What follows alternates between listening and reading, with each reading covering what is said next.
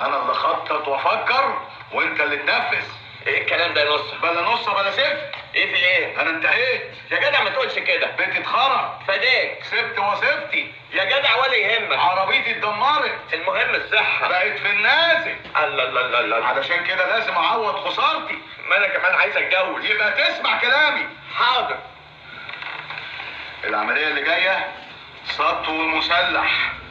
سطو مسلح؟ حلوة دي، التجديد برضه مطلوب. ايه ده يا معلم؟ ده المول اللي احنا هنسرقه. مول؟ يا ما تحت السواهي دواهي. قول قول، فين المول؟ ده رسم للمول قبل ما يتبني. يعني دي حتة أرض؟ ايوه. شكلك فاهم يا نصة. دي السلالم اللي احنا مفروض هنطلع عليها. ودي اتبنت ولا لسه؟ قول يا رب. يا رب نلاقيها. المكان الفاضي ده زمانهم بنوا فيه دور هنا. زمانهم؟ لا يلحق. والدور ده اللي هيبقى فيه المحل اللي احنا ان شاء الله هنسرقه. قول يا رب.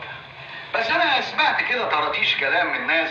خير، اللهم اجعله خير. ان في خلافات بين الحي وبين صاحب المول على الدور ده، علشان كده بيفكروا يشيلوه ويعملوا مكانه جنينه او فسقيه، مش فاكر بالظبط. يعني المكان ده اتغير تمام.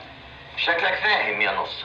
بس بعد اذنك في ملحوظه رفيعه نسيت اقولها لك. نسيت حاجه؟ ايوه. لا تحت. احنا هندخل المول قبل ما يفتح ب10 دقايق وكأننا زباين عاديين. وكأننا؟ ايوه. لا واضح انك فاهم. احنا هندخل من الباب ده. حلو. البوليس هيدخل من الباب ده ونتمسك هنا. شكلك فاهم يا نصة.